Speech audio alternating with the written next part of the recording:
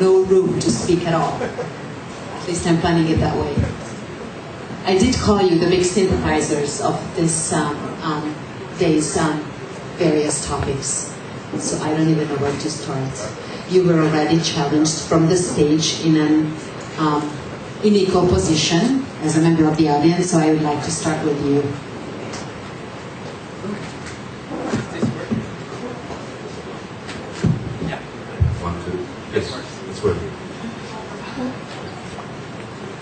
I find it very difficult to focus on some disagreement between us, because there wasn't one. Only one small wrinkle of a disagreement. Philippe mentioned the fact that the Greens, especially in Germany, have an agenda for how to reform in quite a radical way the Eurozone and the European Union's economic policy. There are interesting and important elements in this, but allow me, Philippe, to say that it's insufficient for two reasons. Firstly, if you look at the proposals of the German Greens and some other Greens, they're well-meaning, but they lack the technical sophistication which is necessary in order to be impressive and in order to overcome the objections of the institutions. So, you mentioned Eurobonds. Well, I don't believe in Eurobonds outside the federal framework. I don't believe it can work. Schäuble is right when he says you can't have joint responsibility for joint debt without having a joint fiscal, a joint treasury. He's right.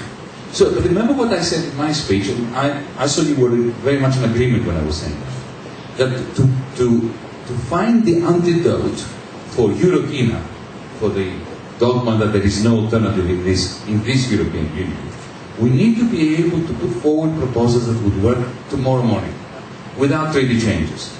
So the problem with Eurobonds that the Greens in Germany put forward is that they can only happen in some fictional future that will never come, given the disintegration of the European Union. And this fills with despair the heart and minds of Europeans. So, to cut a long story short, at DiEM, I believe we have the expertise with our economics team and work that some of us have done. And I have had an opportunity to come to Brussels and well before I was anywhere being minister, to talk to the European Greens and to other groupings with Stuart Holland and Jamie Galbraith.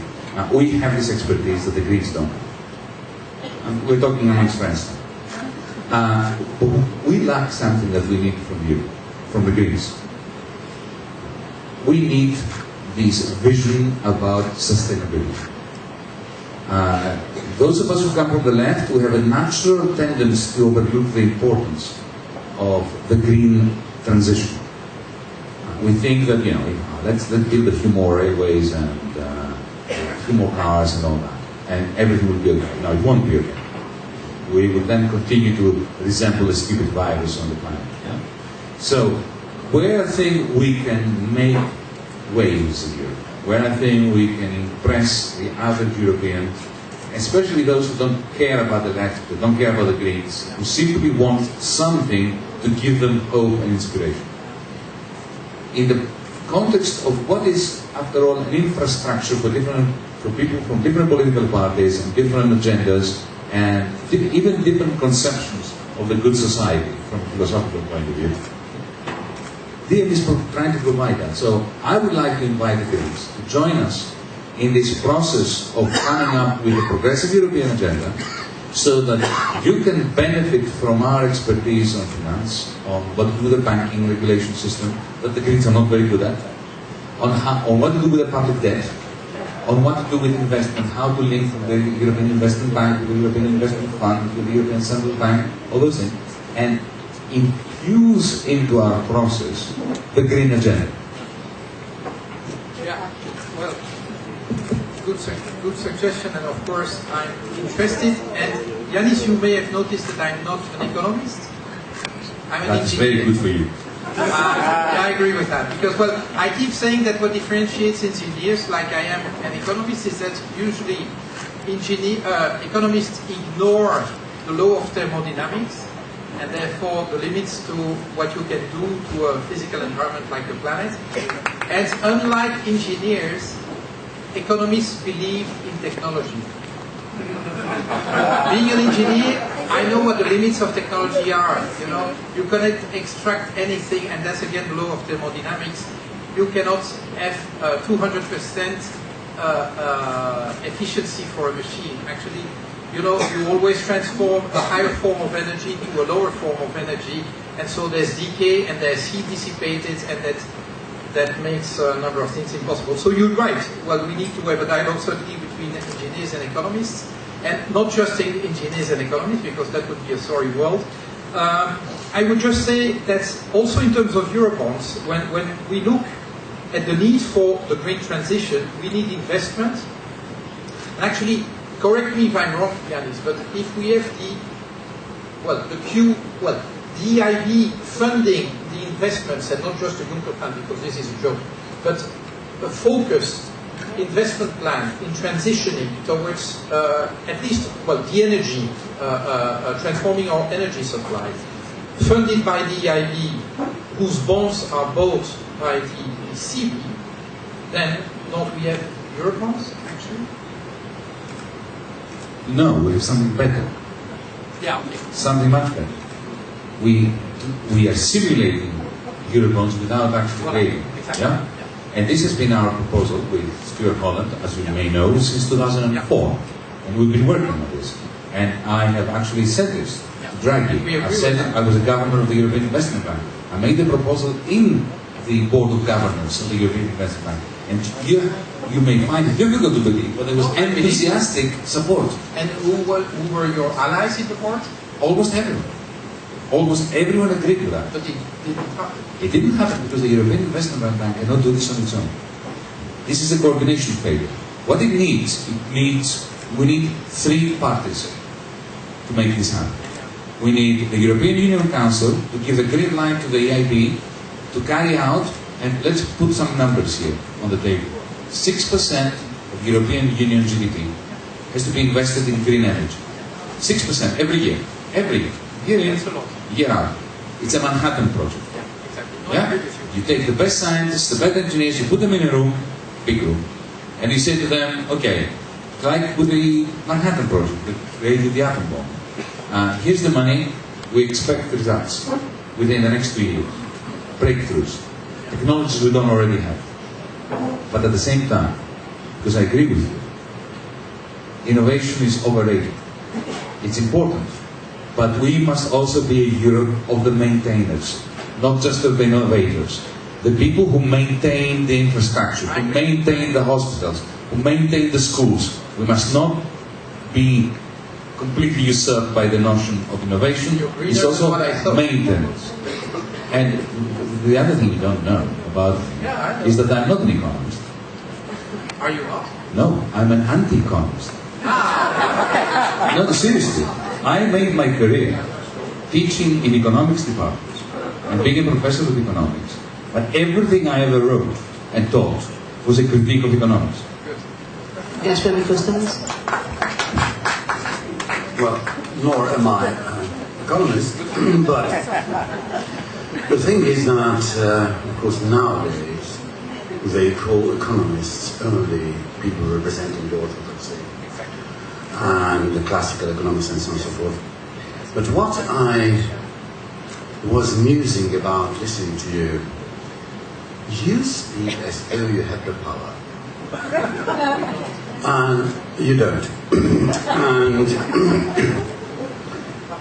And what makes this point in time truly dangerous?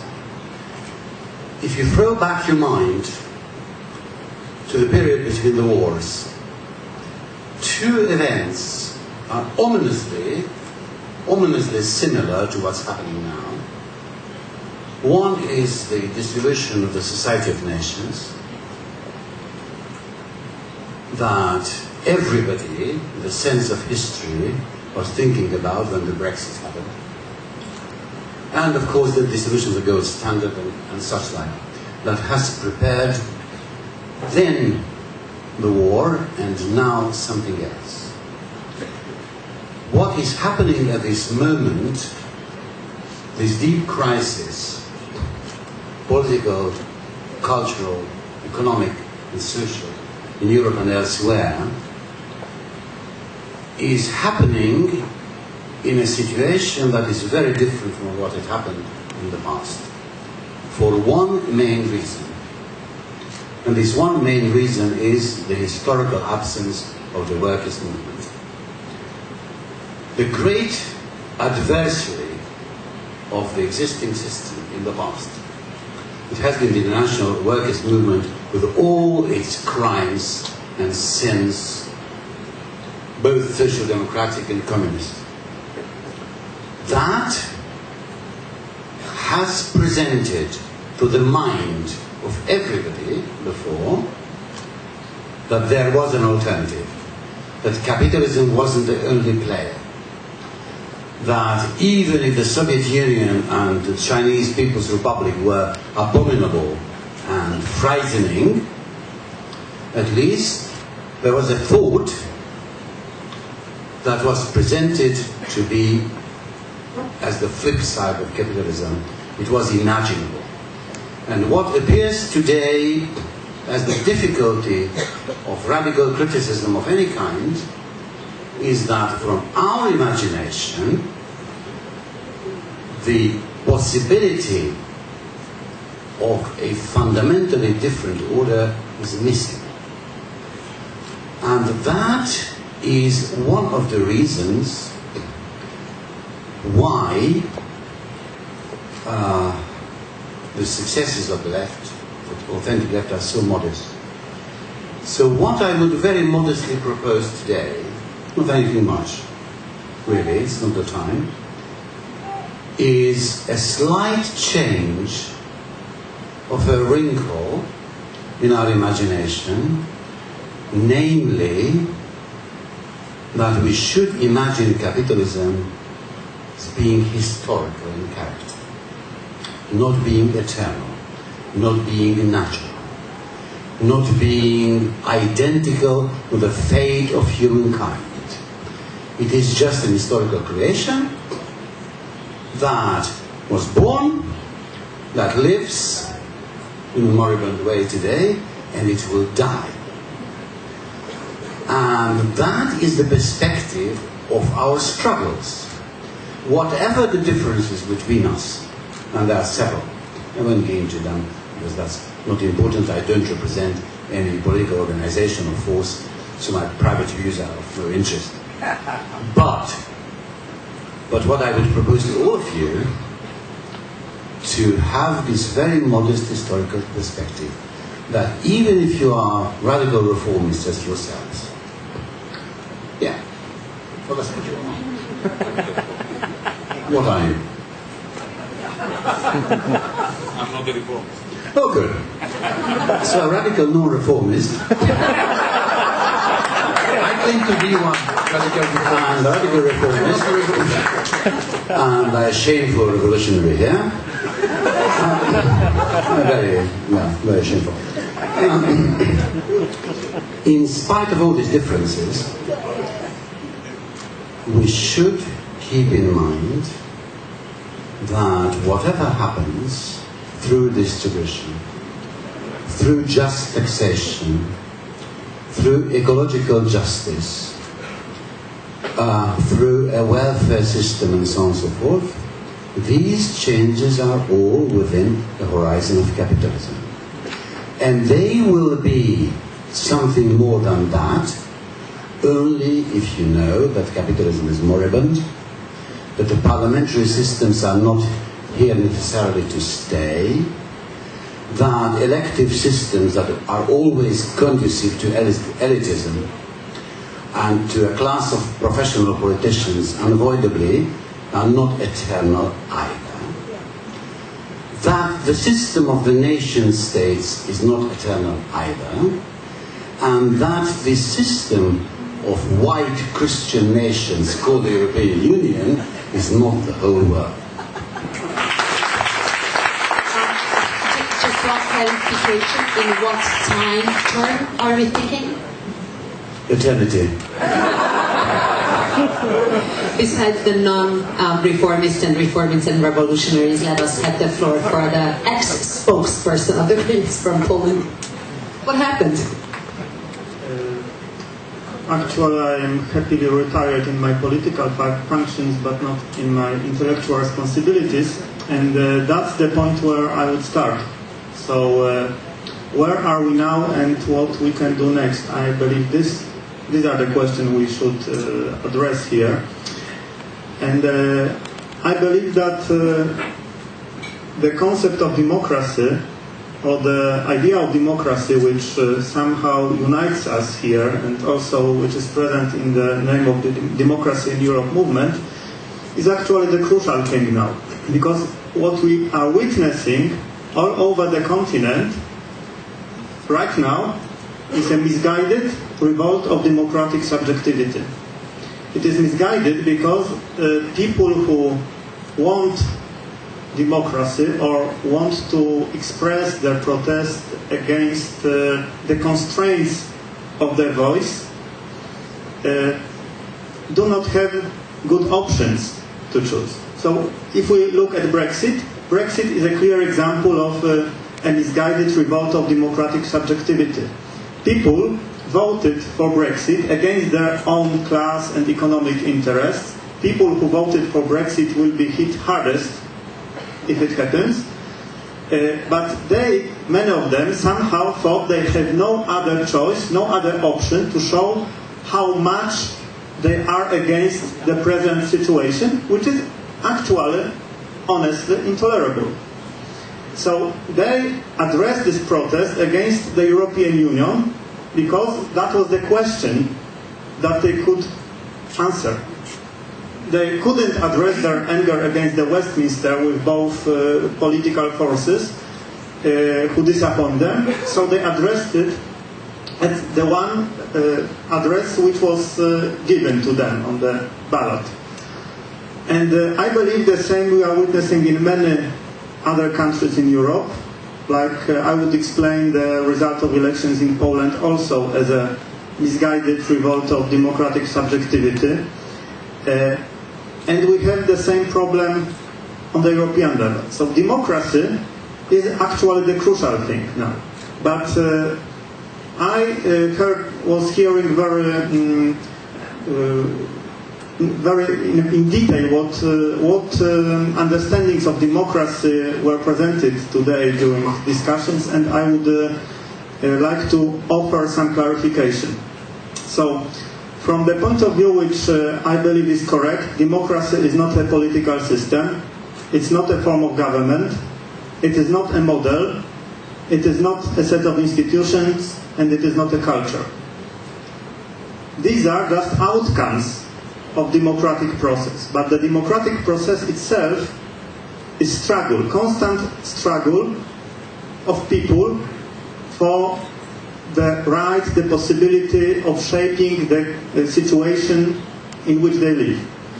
So when these social struggles meet with power systems, a sort of compromise arises, and this compromise we call a democratic political system. It is born at the same time from the will of democracy and the fear of democracy. And historically we can see it starts with labor movement or workers movement and national liberation movements, and then with all other movements like feminist movement, environmental movement, digital citizenship movement, and anti-austerity movement as well. So we have this pressure from below and some answers from the political system, from the establishment, which tries to somehow organize this process in order to survive. And now in Europe it is distorted because the establishment, both European establishment and the liberal establishment in nation states, is not ready to make necessary bold, courageous steps to accommodate the social anger, the social will of democracy. And thus came populists, right-wing populists, xenophobic parties, sometimes even neo-Nazis, who offer voice for people who want, people in Austria don't want neo-Nazism. They want to have some influence on the world in which they are living. And somehow they felt disappointed with the mainstream establishment. And now we come to the European Union. We have the European establishment, which is entrenched and basically seems unable to open for reforms or changes necessary to accommodate the social anger. We have a growing wave of anti-European populism, and we have ourselves, I believe, somewhere in between, because we want democracy, we want to end austerity, we want environmental justice, we want to broaden the scope of citizenship, both in terms of people and in terms of areas, like from political to economic and digital area as well. And we need to make an offer, and that's difficult. How to make an offer to the people and to get to them with this offer of being politically relevant. The masses may be politically relevant again, and they do not need populists to represent this. One thing which is obvious for me, we cannot ally ourselves with the neoliberal European establishment. I know that for Greens it may be a difficult debate, because we traditionally are a pro-European force, and sometimes being pro-European used to mean supporting the institutions. But I think that the crisis is so deep that we cannot defend the institutions at any cost anymore. So that's the time when we need to not to deny reality. And I believe that that is the core of green thinking. Like some other left-wing forces may think that we can continue with coal. And of course, coal achieved many wonderful things in the past. We built a whole civilization on the energy from coal. We can admit this. But at the same time, we cannot deny that coal will not serve us anymore. And the same may be with the institutions.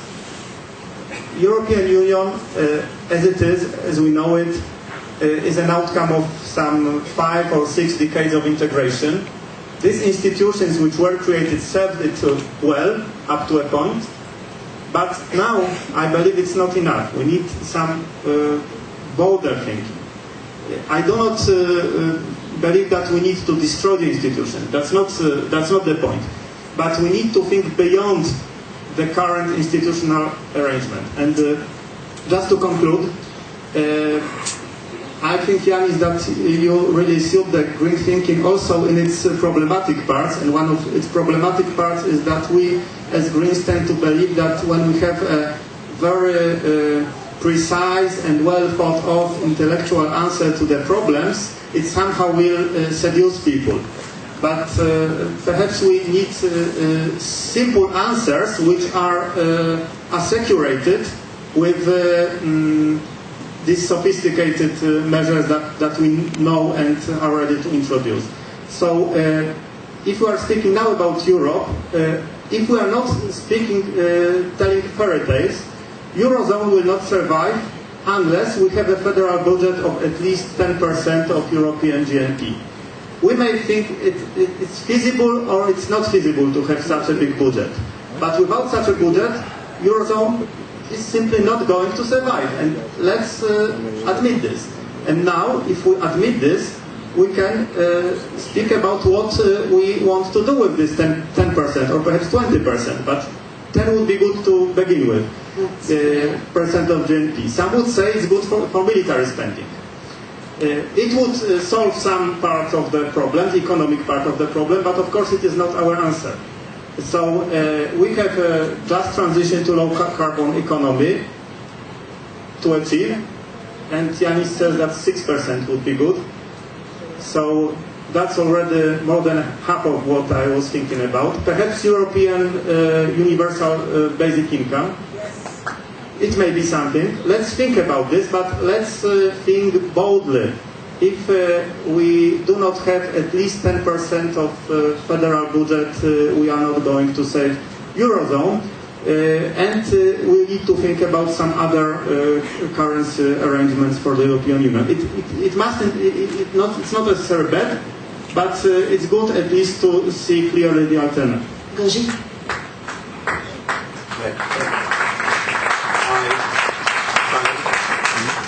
I really do appreciate your formula of misguided democratic subjectivities. That's a very good formula, and I want to draw your attention, all of you, to a very significant and strange phenomenon. Those people today in our societies who are taking the side of the downtrodden, of the excluded, of the despised, are considered to be the elite. It is elitist to be anti-racist. It is elitist to be feminist.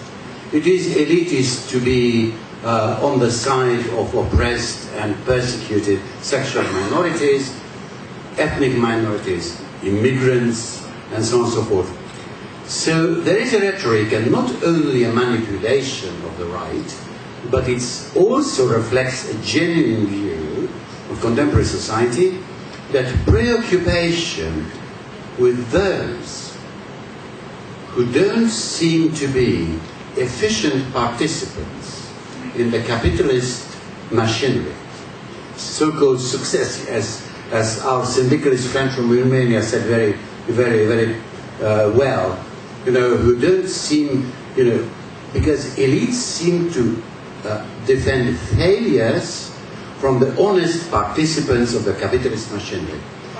So this is why progressive policies appear sometimes, not always, but very frequently, appear as elitist and appear to be the allies of other elites, such as haute finance and so on and so forth.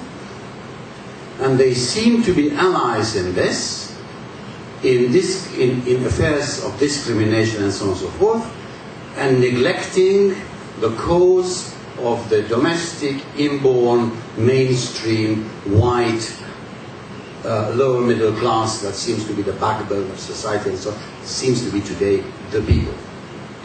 So this is why sometimes pro-minority policies, ecological policies, feminist policies, etc., appear to be out of touch with the mainstream and being on the margins of society, as if these problems wouldn't be interesting. And this is how, and that's the final indignity and the final paradox, that egalitarian policies appear to be elitist. So the policies that openly would prefer the majority would appear as elitist, because of course egalitarian policies are contravening the current xenophobic and racist and sexist views of the right-wing majorities that are almost everywhere.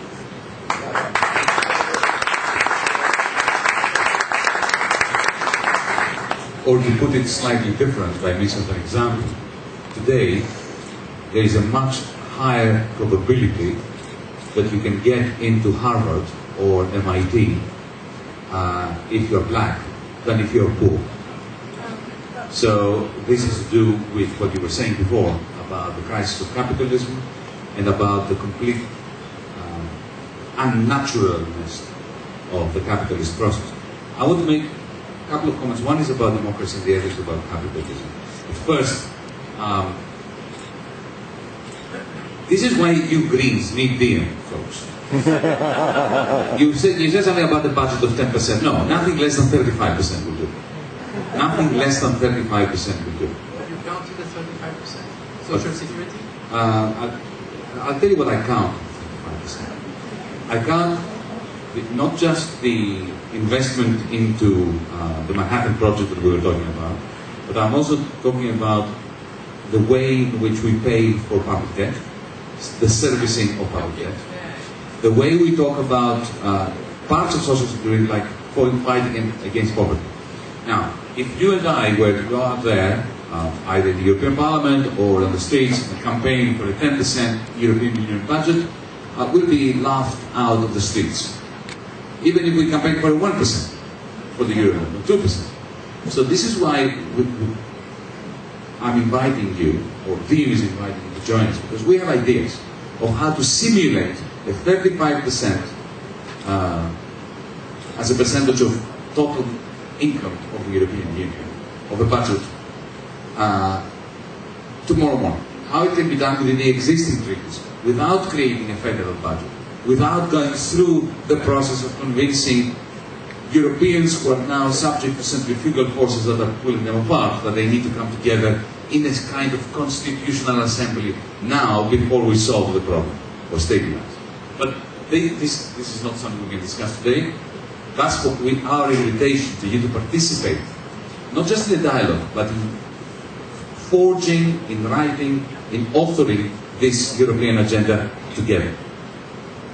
Regarding my friend's question on how do I characterize myself. One of the great colleagues with whom we created TGM together, Sergio Horvat, who is not here today, mutual friend.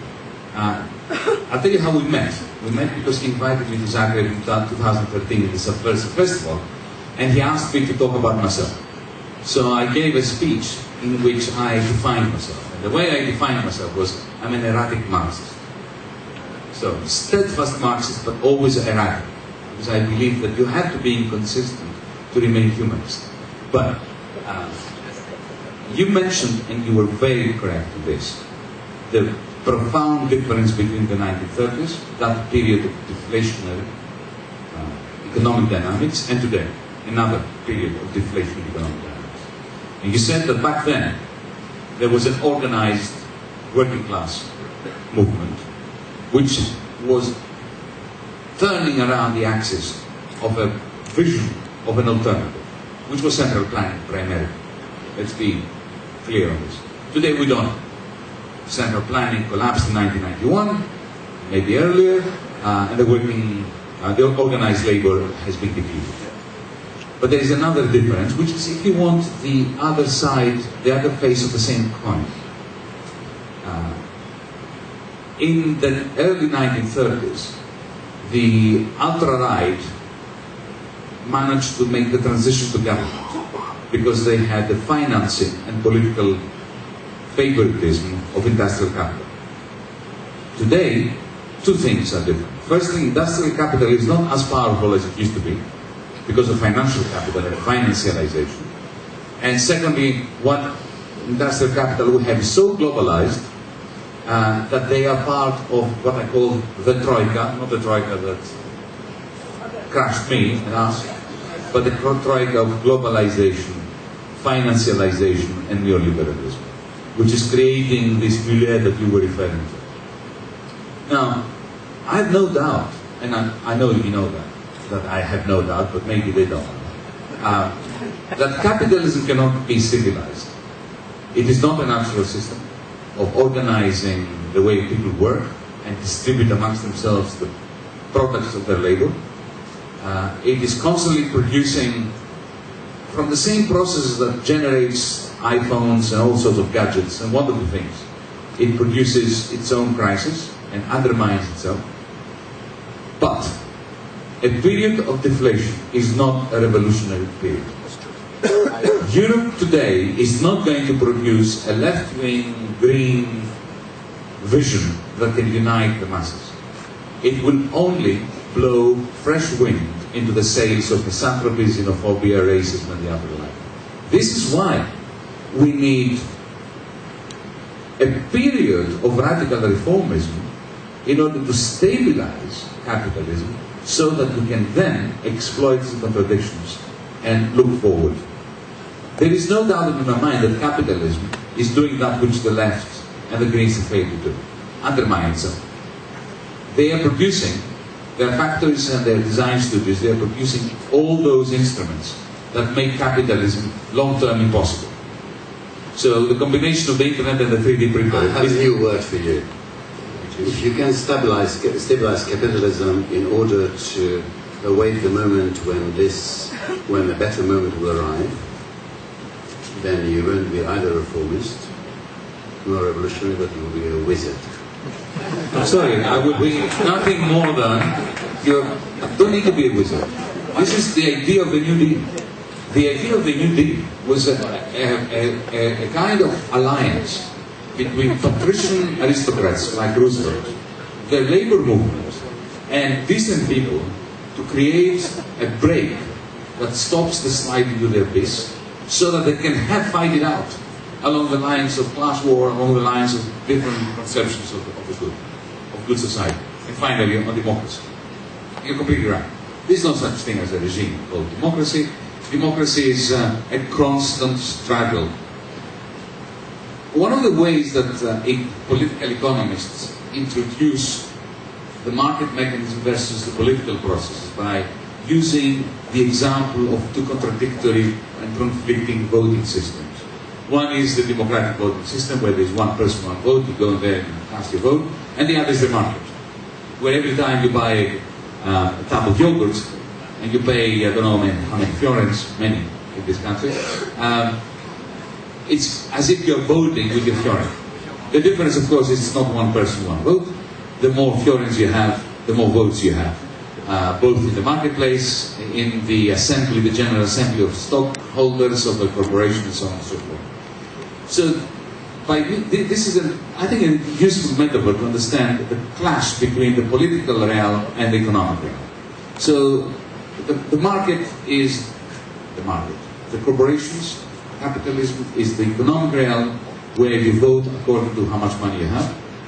And the political realm is where you vote on the basis of one vote, one person. But over the last 30 years at least, if not more, there has been a very rapid transfer of power from the political to the economic realm, and then from the economic to the financial realm. So where your vote counts, or where you can cast your political, your one person, one vote, into some ballot, this realm has become more democratic and more irrelevant, because the decisions are not made in that realm. And you have a situation where capitalism resembles its relationship with democracy, or the democratic process, is that of a prey and its predator. Standard prey-predator dynamics in engineering. So you have a population of sharks, let's say, of predators, and a population of prey, the fish that the sharks eat. And as the predators get fatter and bigger and more of them, they destroy the population of prey. And then what happens is they start dying. The predators start dying. And once they reach a level, once their number becomes lower than a certain threshold, then the prey start growing up again, growing in numbers. And then the predators that have survived have more food, so they start growing in numbers. So this is the situation. The predators are doing better, the prey are being depleted. As the prey are depleted, the predators are dying out. As the predators are dying out, the prey grows again. This is the relationship between capitalism and democracy. That's the invisible hand? Well, no, this is if you want, this is the invisible jaw. Or the invisible jaws. But the point here is that capitalism needs democracy in times when it's shrinking. Because big business is not very good at distributing amongst themselves. Take a cartel, OPEC. They were very good at distributing the profits when the profits were increasing. When the profits started decreasing, they are hopeless at distributing the losses amongst themselves. So capitalism, during periods of growth, can afford more democratic process. But when it needs it, is during periods of recession. And it is at that time when it cannot stand it. So capitalism grows at the expense of democracy. Then it goes into a spasm because it needs democracy. Democracy has been depleted. Capitalism goes into a spasm. And then, once the crisis becomes really serious, then democratic or demands for more democratic participation grow. And then you have a revival of democracy. And this process continues.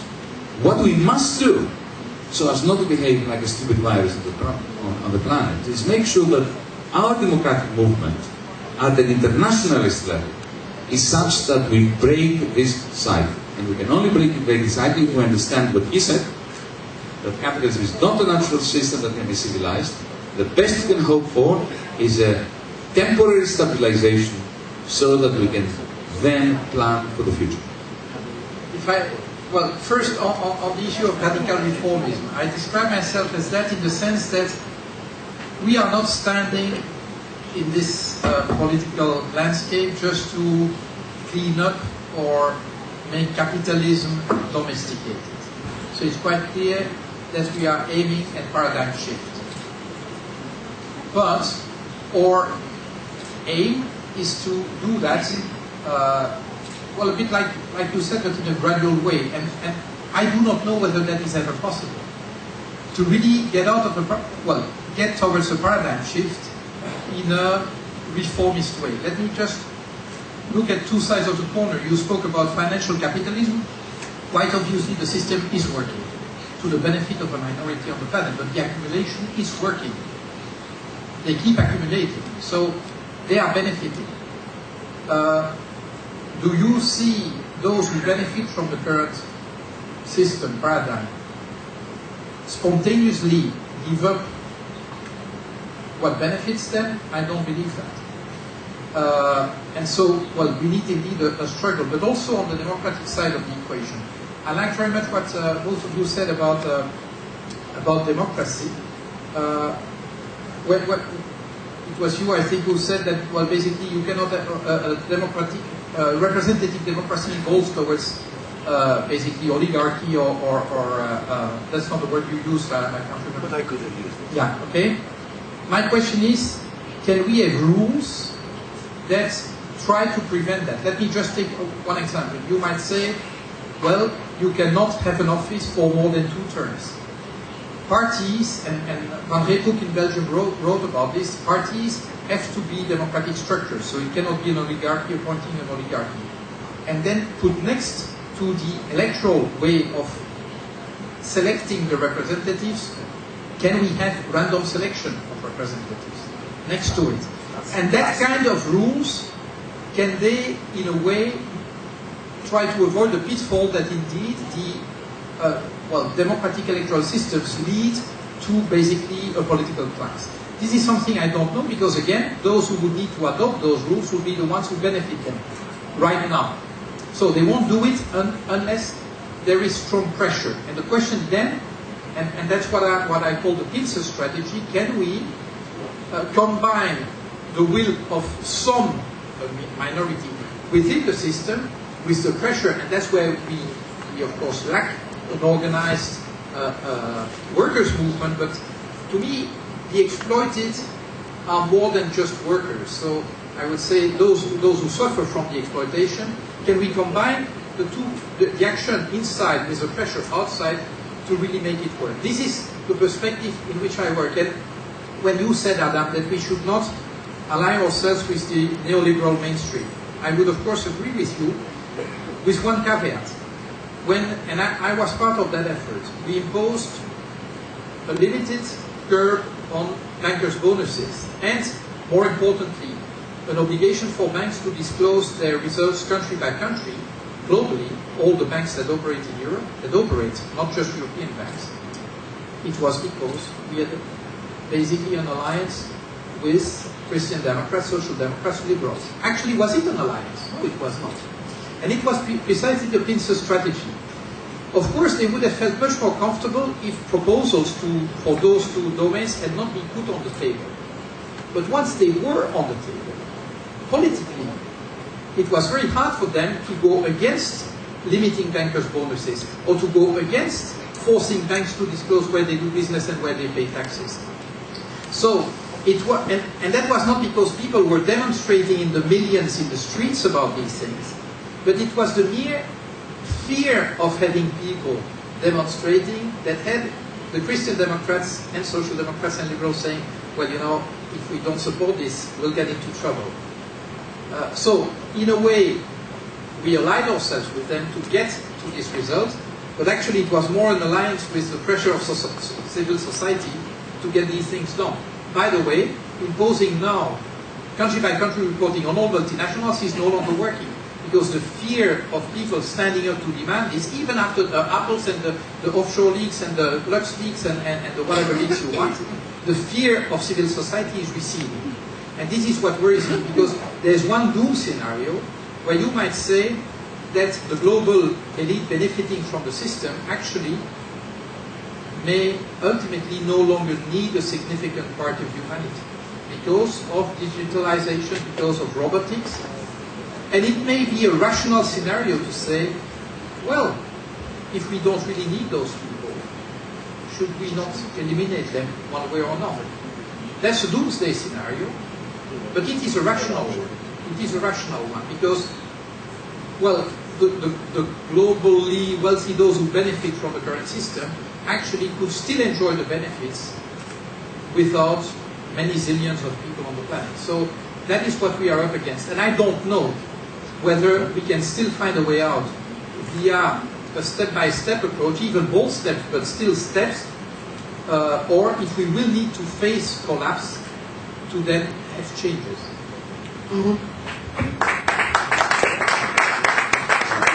I think it was a good job on making a coalition to have some financial sector reform at the European level.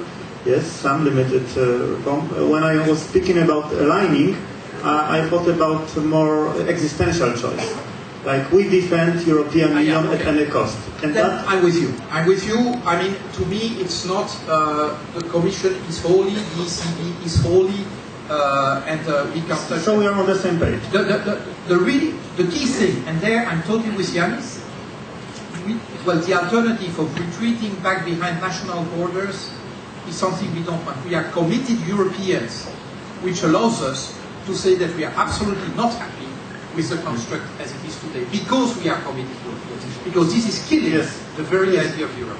That's precisely this, and behind national borders, even worse things often happen than at the European level. We also need to remember about this, and I believe it was already talked today. But I would like to continue on one point. Of course, we don't have a mass workers' movement as we had in the 30s, but we still have in many European countries trade unions, and some of them are really hit by austerity, and some of them are really very open to cooperate in bringing about the reform that we need. When I was trying to build a coalition for some changing European politics in Poland, I started with nurses and teachers, because public sector's workers, employees are actually hit by any austerity measures, but also nurses and teachers are responsible for caring about people. So that's these are professions with some tendency to care about the common good. And I believe that we cannot build an all-European movement for democracy and for change without engaging more strongly than now trade unions, even those who are now aligned to other political forces. But my experience tells me that sometimes they are aligned to other political forces simply because we did not approach them. And it's really worthwhile to try. And one other thing to forward the debate and perhaps to bring some controversy to the core of what we are discussing about, because up to now there is too much agreement. I really liked the analysis that Yanis provided of xenophobia and fear of immigration as connected strongly to the economic situation. But the fact of the matter is that we have this economic situation and we have these emotions and we have refugees coming into Europe, and we need some answer to this which will mobilize different emotions from what is being mobilized by the right wing, but also different and deeper emotions from what up to now the left or liberals are capable of organizing. And I'm thinking at this moment about one other ally in our struggles for democracy, which we may mobilize if we have the courage and insidiousness to do it. This is religious values and religious discourses. And I'm not thinking about any particular religion, but about some themes which are present in any great world religion and in any great world civilization, like some understanding of hospitality, of solidarity, of human dignity, of being together. I really believe that this is the time to throw away shallow secularism. Are those values of religions, or are those values of humanity as well without religion? Yes, they are, but they are, people live these values within their religious backgrounds, within their religious worldviews. Very often. Not all people. But atheists. Of course, you may say they are human values. You are a very bad Christian. No, I am not Christian at all. No, you are Buddhist, but a bad one. Actually, I am Buddhist. I'll explain to you. But I believe that we need to connect with these emotions and these values in people from very diverse religious backgrounds, not only Christian, but also Muslim and other, and also within the humanist framework. So I'm not preaching that everyone should have religion, nothing, but many people do have some religious background, and it makes them susceptible to many progressive ideas if only we try and approach them. And I think it is really crucial at this moment, especially with the flow of refugees and the eagerness of the right wing to use religion and civilization as an alibi for their hatred and fears, to mobilize values coming from the same backgrounds, but with different purpose. The purpose of building a more hospitable world for us all. You did move the conversation forward, and we do have the philosopher to answer you. No. So there's just 2 points I didn't want to prolong very much. First, I have a slight worry about the radical separation of the economy from politics. I don't have a separation. Okay, then we agree. Then, okay, very well. But what I mean, just going over this, what I mean is that indeed, if you want, within the horizon of the present system, getting closer to our ideals, democracy shouldn't be limited to the traditional political realm only. It should be, we should not be afraid of reviving ideas of self-management. We shouldn't be afraid of reintroducing, as indeed it has happened, as Zoltán Pogátsa has emphasized, in the Nordic systems of welfare, social democratic societies, in which participation in democratic planning and in running and controlling the enterprises was entrusted to a certain degree to the employees. And so indeed, if you wanted, to extend democracy to systems of rotation, the limiting of term, of, the proportional representation, some drawing of sorts, and so on and so forth. So trying to preclude the danger of a formation of a permanent professional political class, which should be aimed at and of course, and that indeed people are dissatisfied and with good reason. But yes, that's okay, but it can be only in touch with needs and feelings, democratic feelings and subjectivities and desires of society, if indeed the everyday can be at least partially run by those concepts. So that's I'm not saying anything new or anything original, but this shouldn't be forgotten. And what's the practicality of what you just said? Practicality? How do you put that in practice? General strike, huge demonstration on the street, breaking windows, Be clear. That's right. Well, few windows. Okay. And that's one thing. And about religion, which is a very serious matter. Well, first of all, really, religion doesn't aim at a good society. It aims at salvation. The justification is through faith. Sorry, I'm a Protestant. But, and not by works. That's only heretics called Roman Catholics who believe it. And, but you know, but jokes aside, really the aim of Christianity and of all religions is beyond this world. And this is why all good religious people, even if they are good secular humanists as well, such as Pope Francis, long live Pope Francis, but they are not secular humanists, and they cannot be transformed into secular humanists. Their aim is different, and if you want to be respectful of religious people, you shouldn't confuse the two. Of course, misericordia and solidarity and so on, of course, play a role, and pity and sympathy and so on and so forth, but it shouldn't be forgotten that solidarity is not a Christian value. It's a communist value. That's different. What's the difference between... The difference is only the difference between this world and the next.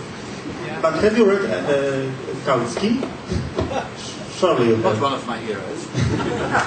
About the origins of Christianity. That was a joke. No, I just want to react on that point because, well, what is central, I think, to at least the New Testament is the equal dignity of all human beings. Equal dignity of all human beings. Now, you might say it does not imply solidarity. Well, It's okay. I see a link. So no, I would agree with Adam that we should not succumb to the temptation of shallow secularism. I like very much the expression, but of course, being a Christian, I'm of course interested party in that. Now, none of you answered my question. Do we need to get to doomsday to have a paradigm shift, or can we have a paradigm shift before doomsday? By all means. You said By all means, have something before doomsday.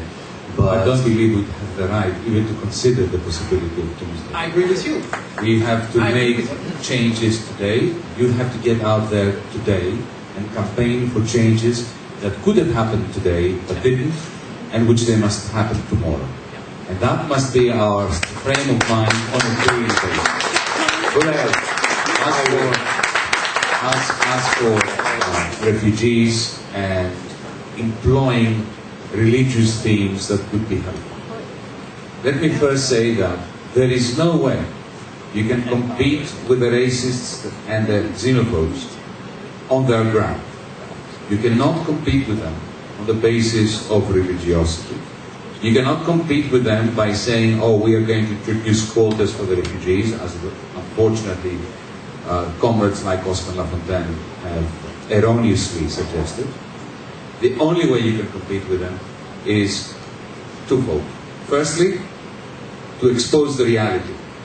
The reality in Britain was not that there was a shortage of housing because of Eastern Europeans going to Britain to work.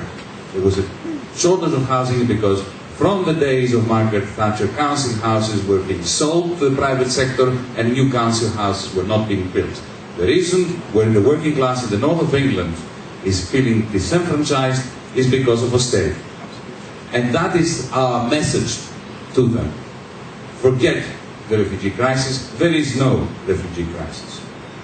On the question of religion, allow me to say that there has never been a misanthropic act which did not have some church, organized church, established religion backing. Apartheid was a very religious regime. But the exclusion of the other from heaven was the means by which apartheid was being propagated.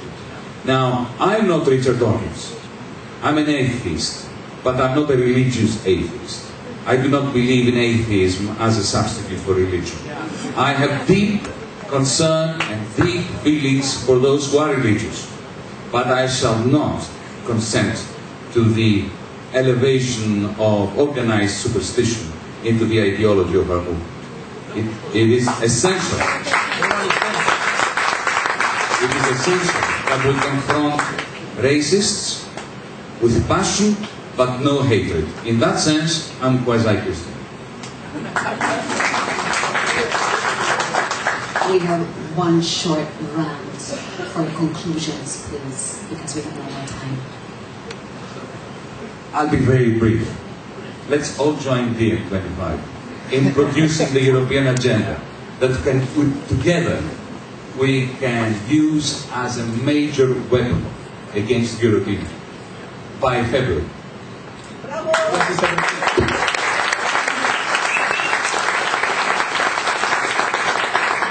Even shorter, by all means, but think about it.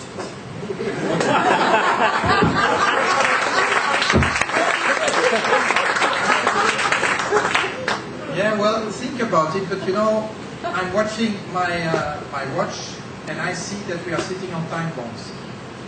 So I'm afraid that now is the time for action. I'm not sure that we can afford to wait for much longer. So yes, we need to have a plan. Yes, we need to have proposals that are actionable now and are not depending from, you know, I don't know which treaty reform and all the rest of it.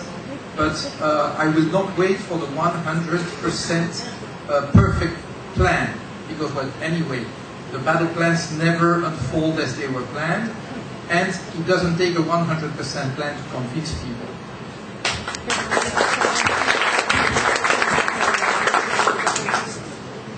It was a day of many discussions which were not filled with controversies, but first of all, I believe it was a day when a lot of us from different social movements and backgrounds have met here, and let's continue this meeting forward.